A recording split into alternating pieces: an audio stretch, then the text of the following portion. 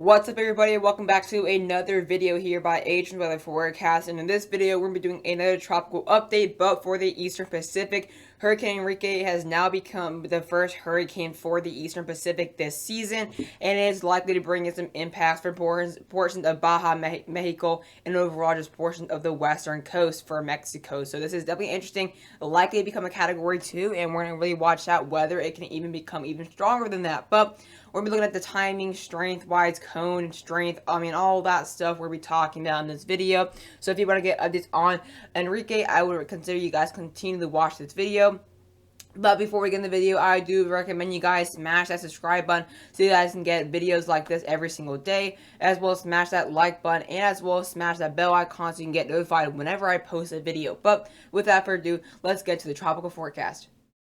So here's the latest look here at the 5-day tropical weather outlook, and we do have now Enrique at a hurricane at 85 miles an hour at the moment, so it is actually basically a moderate Category 1, and it's actually moving quite slowly west-northwest at only 7 miles an hour, so it will be kind of moving slowly over the warm waters of the Eastern Pacific and overall very variable conditions, which is why this is expected to become a Category 2 very well, possibly by tonight into tomorrow morning. So we do have it at 85 miles an hour and minimal central pressure at actually at 982 millibars.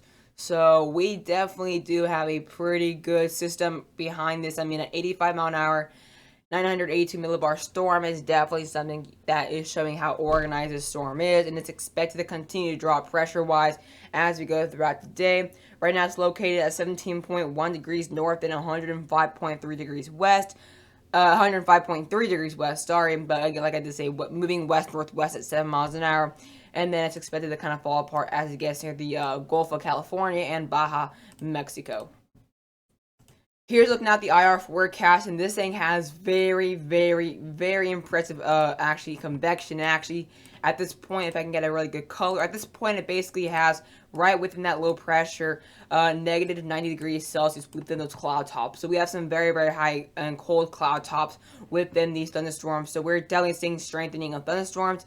And as well, we're starting to see a lot more lighting pop up within that center as well. Seeing some more lighting pop up within those outer bandings. So this thing's definitely getting its act together. It's definitely strengthening. Lighting is a sign that it is getting better, and that these thunderstorms are becoming a lot more severe. Overall, showing this storm is getting a lot more strength. That's exactly what we'll be expecting. So right now, that low pressure is basically right there, and we have some very organized eastern bandings right now. At the moment, the western portion does not look too good, but like I did say, this thing's pretty good pressure-wise, 982 millibars, so not bad whatsoever at this point.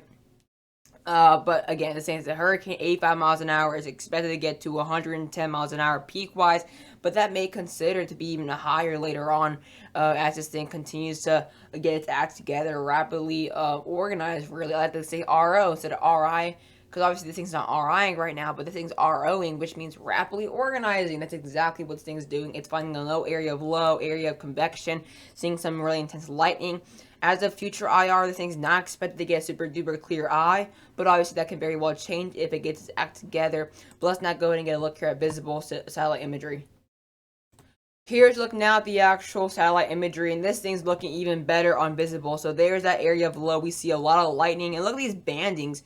Just look at that banding, that counterclockwise banding stretching from that low and bringing in as well even some intense flooding already for portions of the western coast and Pacific coast of Mexico. But overall, we have some really intense lightning and as well even winds on those eastern quadrants and those eastern bandings, which will even be stretching all the way across. And if we do see some more banding across this western area of that low, the western quadrants, this thing will definitely get to major hurricane status. But obviously, at this point, there's really no western banding whatsoever. It's kind of still lopsided. There's that low.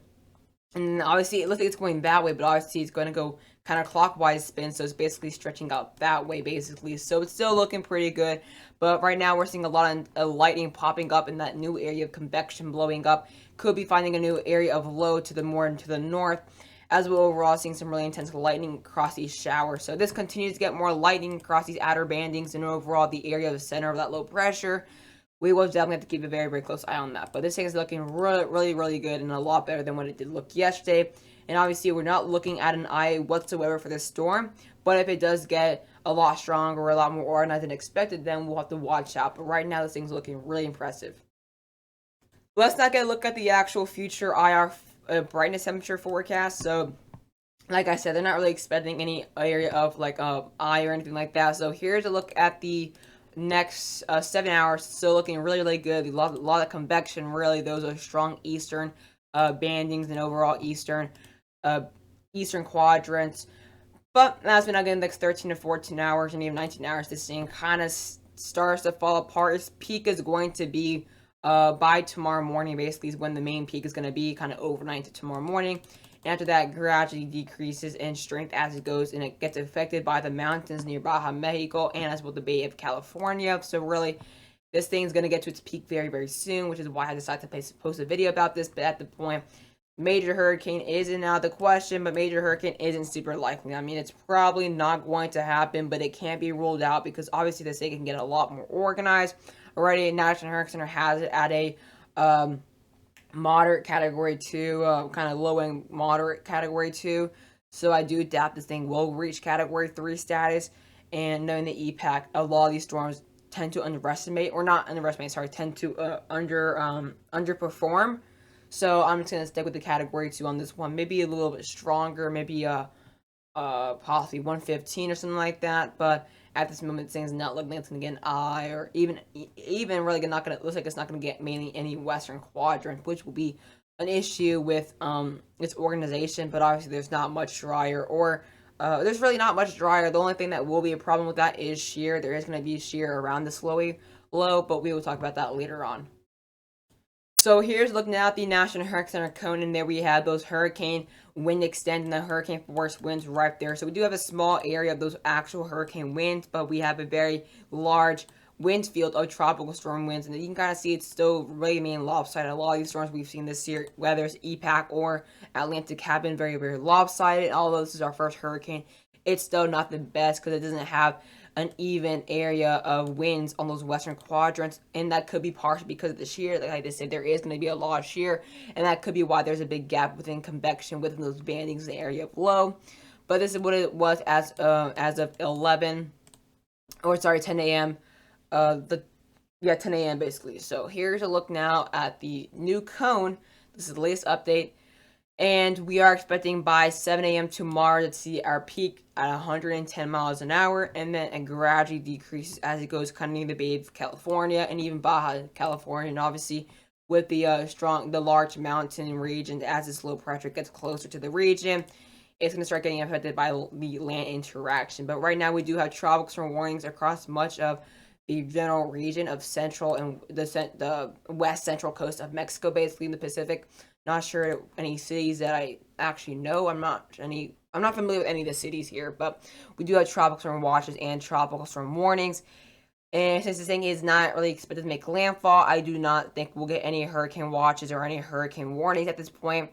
But we do have those tropical storm winds reaching as far as the coastal region. And then it's expected to get a little bit closer to the coast here as we get now into Monday evening. So that's exactly why maybe we have those warnings stretching all the way up that region where that cone is. And I really would not doubt if these yellow tropical storm watches actually do become tropical storm warnings by the time it gets to tomorrow evening, because this is going to get awfully close as a hurricane. So I would not doubt if we see those tropical storm winds reaching that region. But overall, not expected to hit land. It may impact portions of Baja, Mexico as a post-tropical depression, but other than that, it's not expected to be anything significant at this point. A lot of the models want to have landfall, but I do not see a landfall really with this.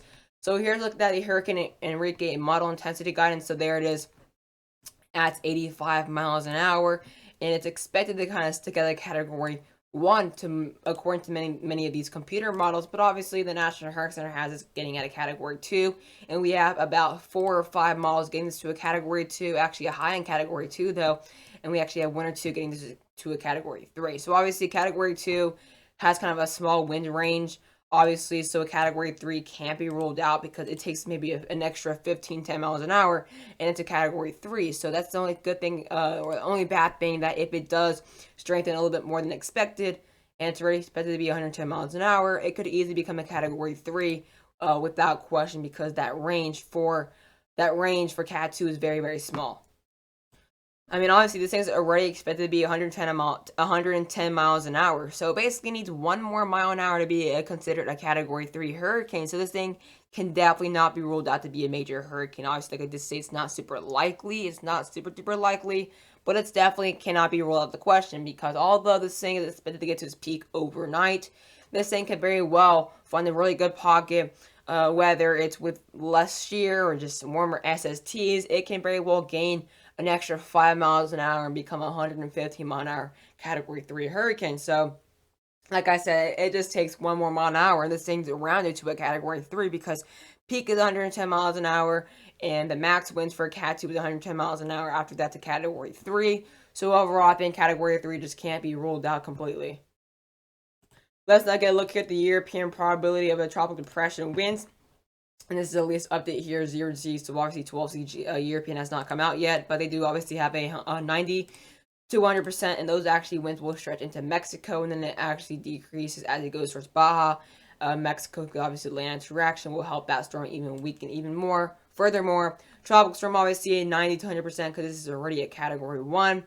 But obviously, when the thing came out, I believe this storm was not a Category 1 yet, but it does decrease. But we actually will have 100% for tropical storm winds across portions of where we have those warnings.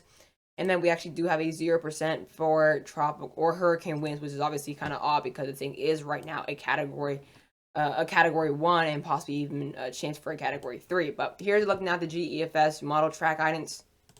So the GEFS really kind of wants to take this kind of just getting very close to the coast and obviously then going to the west of Baja. But we do have a few model guidances that want to get this to making this slight landfall for a little bit, but obviously that will still bring in a lot more impact for further inland areas and even the coast areas to experience actually hurricane sustained winds. European ensembles here want to have this way further off the coast. They kind of want to have it taking a big shift to the west and then northward, and then completely missing the coast here. So if the European were to verify, this thing will bring in minimal impacts for Mexico and even minimal impact obviously for Baja. Kind of getting this maybe anywhere from 980 millibars, possibly 985 millibars, and then it rapidly weakens to anything above 1,000 millibars before getting close to Baja. So a lot of that land interaction will come into play. CMC as well kind of wants to have this a lot weaker actually. The CMC really wants to downplay the storm a lot. We only have a few models getting this to maybe 980 millibars, and then the majority have this up to over 1,000 millibars. So overall, the Canadian model really, for some reason, does not have the storm being any strong whatsoever. Basically, like the European doesn't want to have this become a hurricane, while the GFS wants to have it become a hurricane. So I think the models are still all over the place right now. Hurricane models are going Sicko mode, having a major hurricane landfall. Oh, sorry, Category 1 landfall. So at this point, the models are all over the place. But at this point, a Category 2 is basically almost guaranteed at this point, and a Category 3 is very, very likely. Category 3 is not out of the question. Obviously, I didn't mean to say very likely. Category 3 is out of the question. It's not very, very likely. It's a possibility. I say it's maybe a 50-50 or a 60-40 in favor of Category 3, but at this point, first we have to see whether it reaches Category 2, which will obviously most likely happen. And if that were to happen, we'll be seeing a lot more impacts for portions of Mexico. But if the European CMC were to verify, this thing would be far off the coast and maybe not even bring anything whatsoever for Mexico. Maybe tropical storm winds max gusts. But at this point, it's definitely just something to keep a very close eye on. Let's not go and get a look here at the GFS new 12Z MSLP right now. So they do have forecasts this to most likely reach. For some reason, the GFS already has it at 987 when this thing's already at 982. That could be partially because this thing is gaining a lot more structure and strength a lot faster, which is why I say Category 3 can't be ruled out, because they have the peak pressure at 983, which this thing's already at 982. So really at this point, this thing could very well be a possibility of a Category 3, because if GFS has max or lowest pressure at 983 and this thing's already at 982, this thing can very well get sub 980, possibly 979, 978. So we're talking about maybe 970s pressure-wise. But at this point, GFS has it basically skidding the coast, almost a landfall. So if the GFS were to verify, this thing will definitely bring in some significant impacts for Mexico. Let's go get a look at the 10-meter wind speed here on knots. So you do have this thing only at 54 knots at the moment, which will basically be 65 miles an hour, something like that. And then they have it kind of getting towards 67 miles an hour knots, so that's basically obviously Cat 1.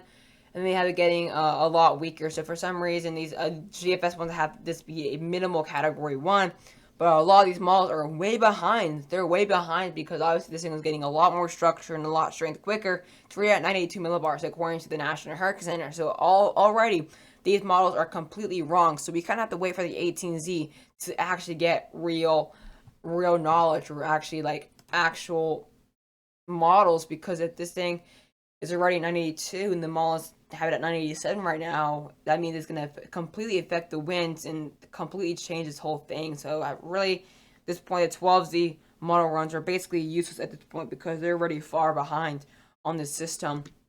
Let's now go get a look at the H mod forecast. This is going to be the 0Zs, so they actually do have this at around 74 miles an hour.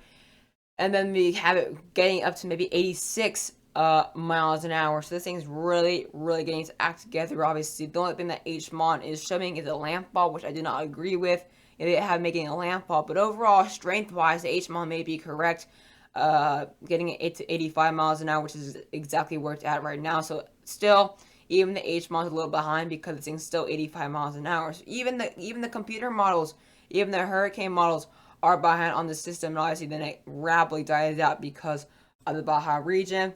Let's now go ahead and get a look at the actual forecasted pressure. So they do have it still at 987 right now, so still far behind, but they have it 979 lowest pressure. So that's going to be very interesting. At this point, I may have to post a video later this evening where the 18Z actually makes sense, because obviously these 12Zs and 0Zs just don't make sense or whatever, because obviously the storm's a lot stronger. Well, not a lot stronger, but it's stronger, and the pressure's a lot lower than expected. So these 12Zs are not picking up on that just yet. So we'll kind of have to wait for either the 18Z or 0Z for these models to actually have the right pressure, and that'll completely change the track, completely change the actual wind speed, or wind like strength wise, basically. So a lot of these 12Zs are basically useless, so I could have maybe waited to make this video later, but I really can't because I got tennis lessons. But rain-wise, GFS obviously is the one thing that's getting a lot closer to Mexico, and they actually had up to maybe 18 inches of rain, if not 20 inches of rain, for that area where we have those tropical storm warnings. But again, the GFS has is getting awfully close, almost making a lamp ball, which I just do not see happening. Honestly, I can see maybe a European-type track where it kind of stays pretty far off the coast, but still close enough to bring in those tropical storm winds sustained.